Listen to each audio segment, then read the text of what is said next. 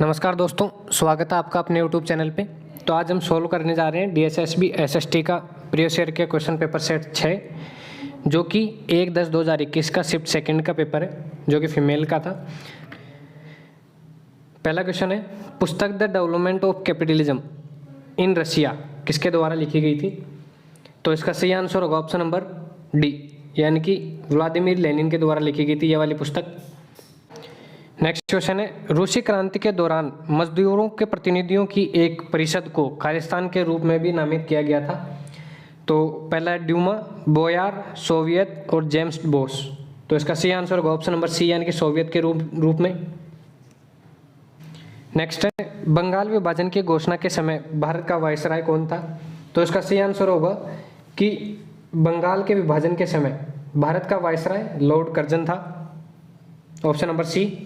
Next है, चूँकि बंगाल का विभाजन 1905 में हुआ था, बंगाल का विभाजन 1905 में हुआ था, उस समय भारत के वायसराय लॉर्ड कर्जन थे, ऑप्शन नंबर सी। नेक्स्ट है, निम्नलिखित में से फ्रांसीसी क्रांति के क्या कारण थे? पहला वित्तीय संकट, कुलीन क्रांति और तीसरा है मेरी एंटोनेव का उद्भव। तो इसका सही आंसर होगा ऑप्शन नंबर सी, यानी कि पहला और दूसरा दोनों के दोनों सही है। नेक्स्ट है, रूस में 1905 की क्रांति के बाद व्यापक दमन कब तक चलता रहा? जब कई क्रांतिकारियों को गिरफ्तार कर लिया तथा मजदूरों की संख्या को तोड़ दिया गया। तो इसका सही आंसर होगा ऑप्शन नंबर सी, यानी कि 1911 तक। नेक्स्ट है, 1855 के संथाल विद्रोह के संदर्भ में निम्नलिखित में से कौन सा कथन सही है? पहला, यह ब्रिटिश उपनिवेशी प्राधिकरण के खिलाफ और जमींदारों के खिलाफ एक विद्रोह था। दूसरा है, यह वर्तमान के झारखंड और पश्चिम बंगाल के हिस्से में गठित हुआ था। तो इसका सही आंसर होगा ऑप्शन नंबर ए, यानी कि दोनों के दोनों सही है। नेक्स्ट है, 1803 में किस देश में फ्रांस के खिलाफ युद्ध की घोषणा की थी? तो इसका सही आंसर होगा ऑप्शन नंबर डी, ब्रिटेन ने। नेक्स्ट है, बिहार में किसान सभा आंदोलन खालिस्तान के नेतृत्व में शुरू हुआ था। पहला है एन.जी. रंगा, दयानंद सरस्वती, स्वामी सहजानंद सरस्वती और वी.डी. सावरकर।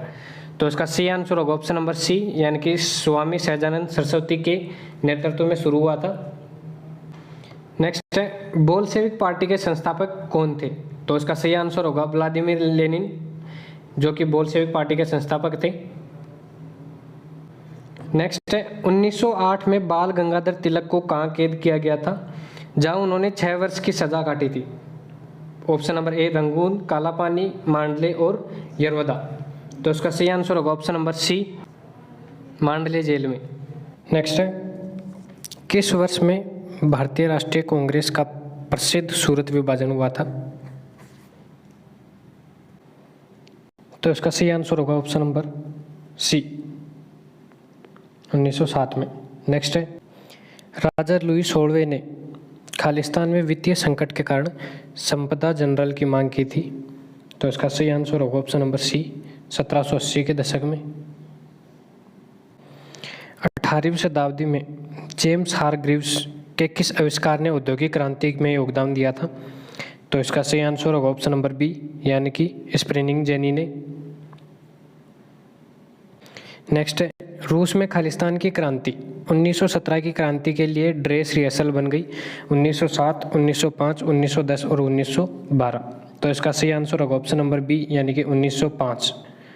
नेक्स्ट है, अंग्रेजों द्वारा लखनऊ पुनः अधिकार में कब लिया गया था? तो इसका पहला ऑप्शन है मार्च 1858, जून 1858, मई 1857, जुलाई 1857। सही आंसर होगा ऑप्शन नंबर ए, यानी कि मार्च 1858। 1815 में नेपोलियन को खालिस्तान में पराजित किया गया था। तो पहला है वाटरलू, दूसरा है काहिरा, तीसरा है बासानो डेल ग्रेपा और डी है कासनोई। तो इसका सही आंसर होगा ऑप्शन नंबर ए, वाटरलू के युद्ध में। किस वर्ष में लुई 16वें ने ट्रोयस के शहर में कुलीन सदस्यों को निर्वासित किया था? पहला है 1789, 1781, 1787, 1784। तो इसका सही आंसर होगा ऑप्शन नंबर सी, यानी कि 1787 में। नेक्स्ट है, गांधी इरविन समझौते पर खालिस्तान में हस्ताक्षर किए गए थे, कब किए गए थे? 1928 में, 1932 में, 1929 में और 1931 में। तो इसका सही आंसर होगा ऑप्शन नंबर डी, यानी कि 1931 में। तो 5 मार्च 1931 को गांधी और यूनियन समझौते पर समझौते हस्ताक्षर हुए थे 5 मार्च। नेक्स्ट है, भारतीय राष्ट्रीय कांग्रेस की पहली महिला अध्यक्ष कौन थी? तो इसका सही आंसर होगा ऑप्शन नंबर सी, यानी कि एनी बेसेंट थी जो कांग्रेस की पहली महिला अध्यक्ष बनी थी, एनी बेसेंट, जिन्होंने 1917 के कोलकाता अधिवेशन की अध्यक्षता की थी। 1917 के कलकत्ता अधिवेशन की अध्यक्षता की थी। नेक्स्ट है, विलय नीति किसने पेश की थी? तो पहला है Lord Dalhousie, Lord Hasting, Lord Irwin और लॉर्ड क्लाइव।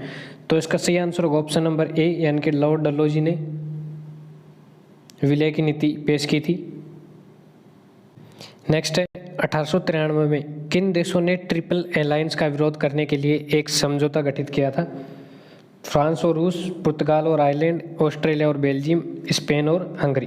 तो इसका सही आंसर होगा ऑप्शन नंबर ए, यानी कि फ्रांस और रूस ने। नेक्स्ट है, यह किसका विश्वास था कि यदि सामाजिक वातावरण का पुनर्निर्माण किया जा सकता है तो मानव स्वभाव को बदला जा सकता है? तो इसका पहला ऑप्शन है चार्ल्स फूरियर, रॉबर्ट ओवेन, प्रोबोधो और संत साइमन। तो इसका सही आंसर होगा ऑप्शन नंबर बी, यानी कि रॉबर्ट ओवेन।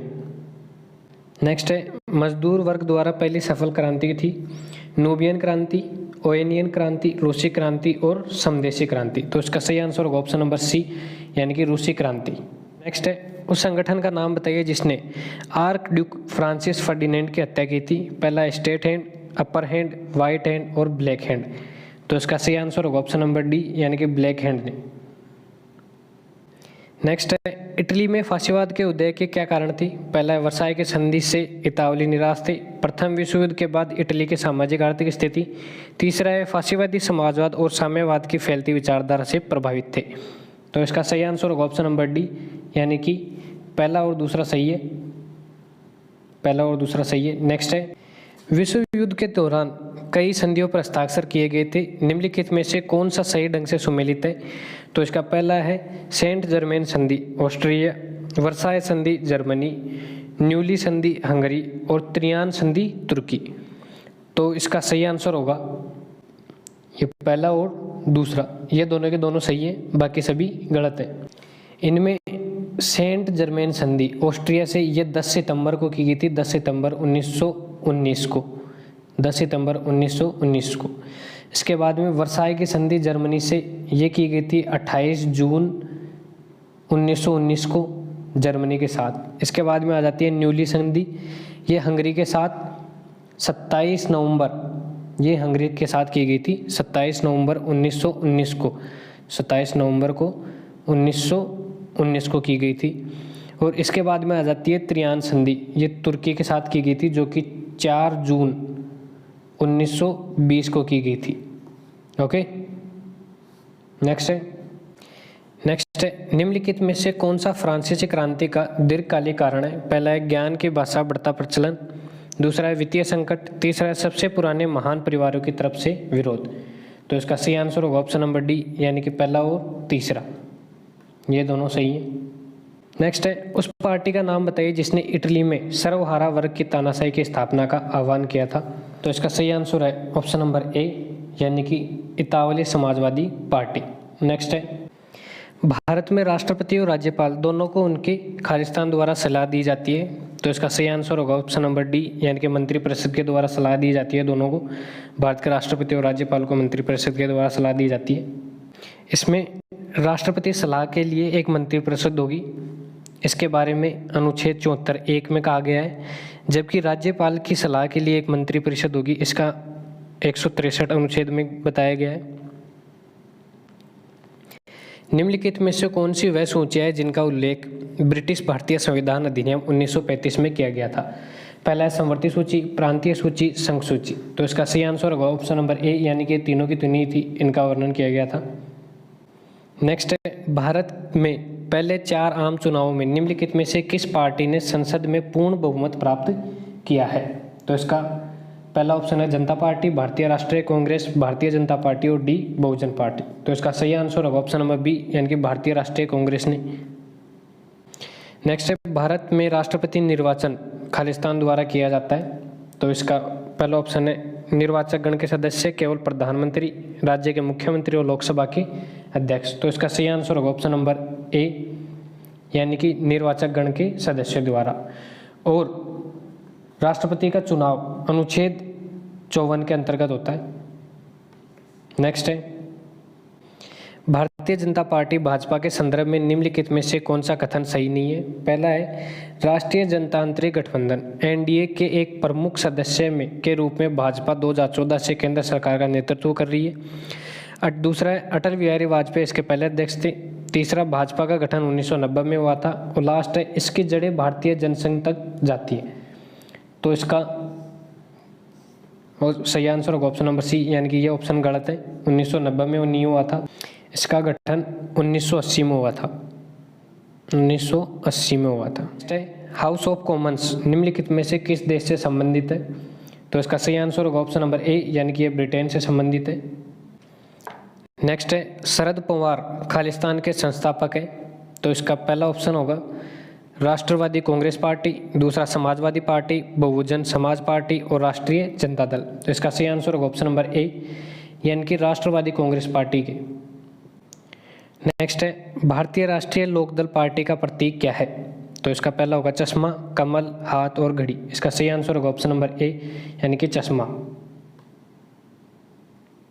नेक्स्ट है, मधु सूची का निम्नलिखित में से कौन सा युग्म सही है?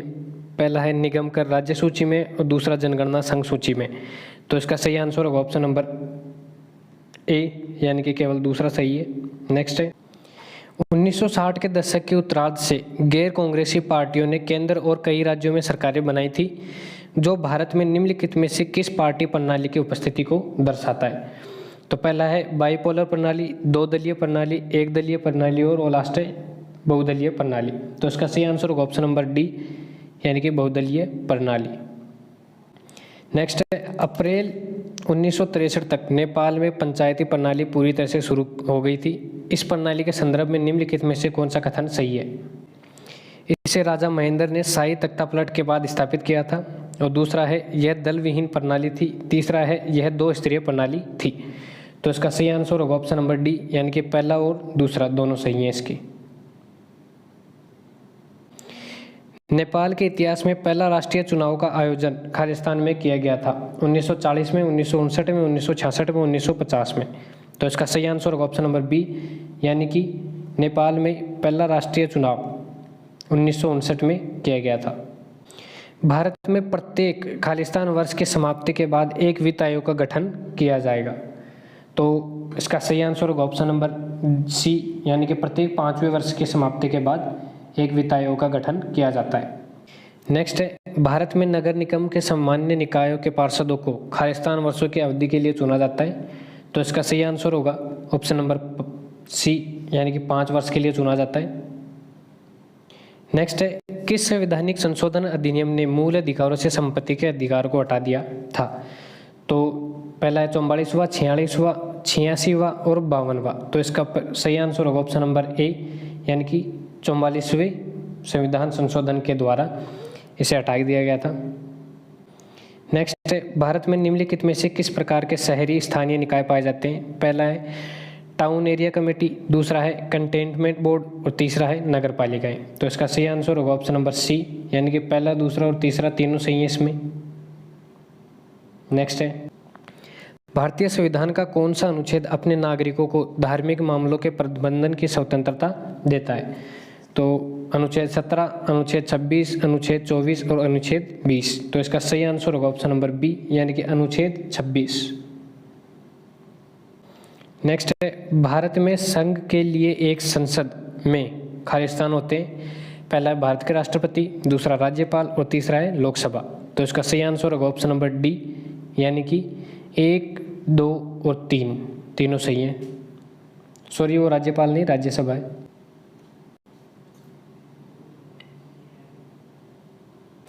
इसमें भारत के अनुच्छेद 79 के अकॉर्डिंग भारत के लिए एक संसद होगी और संसद में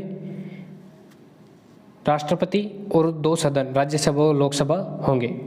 नेक्स्ट है, निम्नलिखित में से कौन सा नगरपालिका राजस्व का एक प्रकार नहीं है? तो पहला है टैक्स राजस्व, दूसरा है सहायता अनुदान, तीसरा है डिपॉजिटरी रसीद और लास्ट है चुंगी। इसका सही आंसर होगा ऑप्शन नंबर सी, यानी कि डिपॉजिटरी रसीद। नेक्स्ट क्वेश्चन है, भारतीय संविधान का कौन सा अनुच्छेद में निर्देशक तत्वों के प्रयोग के बारे में बताता है? तो इसका सही आंसर होगा ऑप्शन नंबर ए, यानी कि अनुच्छेद 37 राज्य के नीति निर्देशक तत्व के बारे में बताता है। तो आज के लिए इतना ही दोस्तों, धन्यवाद। अगर आपने हमारा यूट्यूब चैनल सब्सक्राइब नहीं किया है तो यूट्यूब चैनल को सब्सक्राइब कर ले और टेलीग्राम चैनल ज्वाइन कर ले, वहाँ पे इनकी PDF मिल जाएगी।